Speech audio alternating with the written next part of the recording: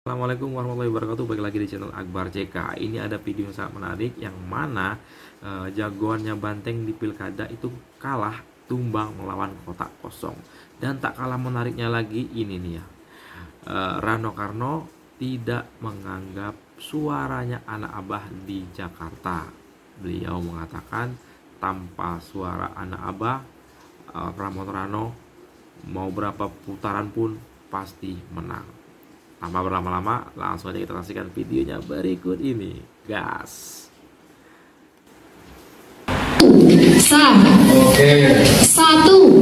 Sah. Oke. Satu. Sah. Oke.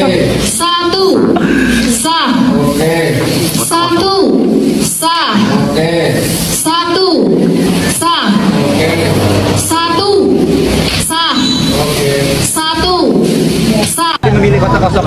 Ya, masyarakat lebih memilih kota kosong karena ini memang merupakan sebagai bentuk perlawanan ya, civil society dari arogansi oligarki partai dan juga keserakahan yang dipertontonkan secara semena-mena di Kota Pangkal Pinang ini. Cerdas, mantap ya. Udah bosan katanya ya kan. Itu adalah bentuk perlawanan kita. Semoga nanti di pilkada ulang tahun 2025 semoga diberikan keadilan atas praktek-praktek kekuasaan yang tidak benar.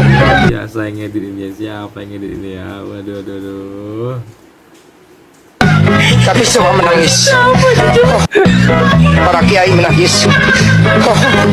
Ibu Megawati menangis. Kami tidak menyangka. Cocoknya jadi bintang sinetron ini ya.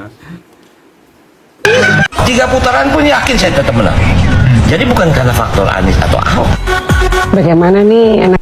Jadi bukan faktor Anies atau Ahok. Inilah suara anak abah tidak dianggap. Sabar ya anak abah. Mana suaranya anak abah?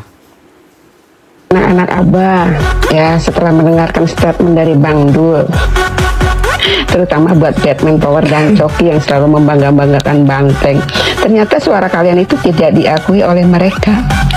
Dari awal kan saya sudah bilang kalian itu cuma dimanfaatkan doang ya. Setelah mereka menang, apakah suara kalian diakui? Tidak ya. Makanya jangan jumawa dan sombong jadi orang.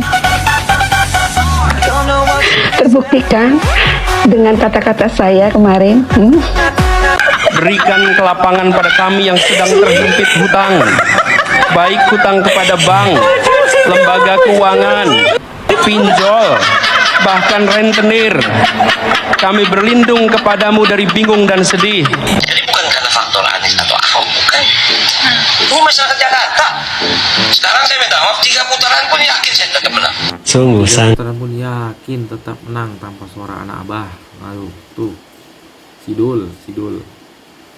Sangat kasihan sekali nasib anak abah. Udah capek-capek berjuang, udah rela menggadaikan harga dirinya, tidak dianggap. Dan bisa-bisanya anak abah bergembira dan berbangga hati setelah Pramono dan Dul dinyatakan menang. Bahkan teriaknya paling kencang, mana Jokowi efek, yang ada Anies efek.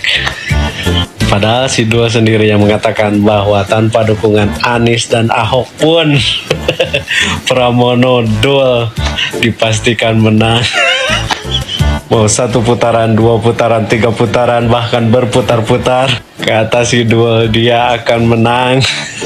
Sampai di sini, apakah anak-anak abah sudah pada sadar bahwa mereka cuma dimanfaatkan, cuma diperas suaranya, setelah itu dilepeh begitu saja? Setahu saya angkanya sudah real count sudah 100% ya di KPU. Pilkada di DKI Jakarta akan berlangsung 2 putaran. data masuk sudah mencapai 99,9%. Berdasarkan data yang masuk kami miliki, bahkan C1 yang kami terima dan kami input, maka dengan ini kami menyampaikan hasil input data yang kami terima menyatakan bahwa Pilkada serentak 2024 di DKI Jakarta akan berlangsung 2 putaran.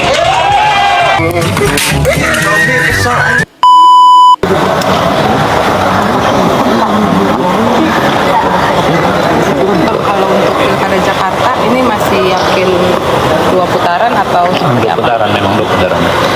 Ya, jadi kalau Pilkada Jakarta kami juga sedang menunggu perhitungan realcon dari KPU, walaupun kemudian di internal sudah diumumkan oleh ketua tim dari paslon Rido, Pak Ariza Patria sudah mengumumkan bahwa menurut perhitungan internal yang dihitung itu kemungkinan besar akan terjadi 2 putaran, demikian. Pak, kalau untuk 2 putaran ini nanti untuk di Jakarta bagaimana, ada strategi khusus lagi nggak untuk bisa menang, untuk bisa memenangkan, karena kan akan berebut suara juga kan? Ya, saya pikir strategi-strategi itu akan dirumuskan apabila ada 2 putaran itu oleh tim pemenangan yang tentunya setelah mengevaluasi hasil-hasil kerja pada saat kemarin, saya pikir demikian. Jadi kemenangan pilkada pada saat ini adalah kemenangan seluruh rakyat Indonesia pada pesta demokrasi, dan tentunya setelah pilkada ini mari kemudian kita sama-sama melihat ke depan untuk membangun Indonesia, membangun bangsa dalam rangka kemajuan Indonesia. Demikian. Kalau dari Gerindra sendiri kira-kira berapa persen sih pencapaian pilkada berdasarkan perhitungan kita? Kita belum hitung sampai dengan hari ini, kita belum hitung karena masih ada yang realconnya kan belum masuk. Politisi senior PDI Perjuangan Deddy Sitorus merendahkan perempuan dalam diskusi Kompas TV. Anggota DPR ini rupanya marah sama pernyataan lawan bicaranya Marwarar Sirait. Marwarar atau Ara ini adalah ex anggota PDIP yang udah pindah ke partai lain. Sebenarnya diskusi itu bukan ngebahas perempuan ya. Ara ini lagi membela nama baik kepolisian dan kejaksaan. Jadi nggak setuju dan terus memotong penjelasan Ara. Dipotong terus begitu, Ara dengan jahil berkomentar, memang berat, kalah itu. Dibilang begitu, Dedi dengan keras bilang, jangan terusin, lu kayak perempuan. Lebih jauh dia bilang, udah jadi menteri tapi tetap kayak perempuan. Apa yang dilakukan Dedi ini jelas memprihatinkan ya. Dia ini kan anggota DPR, dan diskusi di Kompas TV ini disaksikan mungkin jutaan rakyat Indonesia. Dia seharusnya nggak begitu aja merendahkan perempuan hanya karena dia kalah berargumen. Kesannya Dedi melihat perempuan sebagai makhluk bodoh, tak berdaya, yang cuma bisa bicara tanpa isi. Deddy Sitorus ya, koar-koar dan koar-koar ya. Beberapa detik kemudian, Dedi seperti sadar dan buru-buru bilang, maaf saya gender bias ya, tapi itu akan sama sekali tidak relevan. Yang jelas, Dedi sama sekali tidak menghargai perempuan. Sehingga ketika dia marah pada lawan bicara yang bukan perempuan, dengan spontan dia bilang, lu kayak perempuan. Dedi dan para politisi lain harus belajar menghormati perempuan sebagai kaum yang setara dan sejajar dengan pria. Sama sekali nggak pantas Dedi merendahkan perempuan semacam ini. Ayo para politisi, hormati perempuan. Partai politik memiliki, diamanati oleh konstitusi, oleh rakyat, memilih pemimpin, kan? Tapi kalau ketuanya narcissistic leadership syndrome, dia tidak akan mampu menghasilkan kader-kader yang bisa melebihi pemimpin popularitasnya. Akhirnya apa? Naturalisasi kayak PSSI. Jokowi naturalisasi di PDIP. Emang naturalisasi Pak, bukan kader dari bawah Pak? Enggak lah, saya waktu di PDIP nggak ada Jokowi kok. Jokowi itu yang pertama di Solo. Jokowi ternyata bukan kader PDIP ya. Dia pinter. Kenapa? Tidak ada pemimpin yang bisa mendekati rakyat salaman gitu. Sebelum itu nggak ada. Jadi tergugah orang bahwa oh, he's part of us gitu loh, bagian dari kita yang miskin juga gitu loh. Itu kan terobosan yang dilakukan Jokowi adalah sebagai pemain naturalisasi, salaman-salaman, dan PDIP menang itu yang tadi Anda tanya kan waktu mengusung Jokowi. Waktu Mega maju kalah kan. Nah, karena saya katakan tadi narcissistic leadership syndrome, ketika Jokowi ingin melebihi nggak boleh, makanya keluarlah istilah petugas partai, ya kan? Kalau akhirnya Pak Jokowi berontak dan kader-kadernya pun banyak pindah dari PDIP ya. Salah satunya Marwar Sirait dari PDIP ke Gerindra. Di Gerindra Marwar Sirait itu merasa sangat-sangat dihargai, tidak seperti di PDIP. Misalnya Megawati ya, saya ini disclaimer, saya bukan benci Megawati, ini masukan buat teman-teman di nasionalis di PDIP. Saya juga masih nasionalis, masih merah nih. Masih marahin Bapak ini. Masih marahin nih. Pokoknya kalau kita misalnya kalah ya, sebagai pemimpin, panggillah mantan-mantan presiden, kadernya ya, untuk mengatur bagaimana caranya memperbaiki negara ini ya, dan harus cepat move on gitu loh.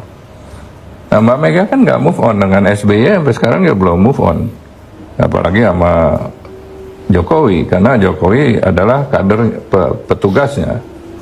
Nah, sementara Jokowi dan Prabowo, Jokowi itu memfasilitasi proses transisi dengan baik. Kan kita rakyatnya lihatnya genah juga gitu loh. Apalagi kalau semua mantan presiden, wakil presiden bersatu memikirkan bagaimana harus memperbaiki political governance, proses-proses yang membuat mereka kecewa itu loh. Kan pada kecewa nih, dikatakan wah ini menghantam konstitusi ya, ini nggak benar, ada TSM, terstruktur sistem. Ya, itu dia tadi videonya. Tulis komentar kalian, pendapat kalian terkait video ini ya di kolom komentar. Saya akhiri, assalamualaikum warahmatullahi wabarakatuh, salam sehat selalu.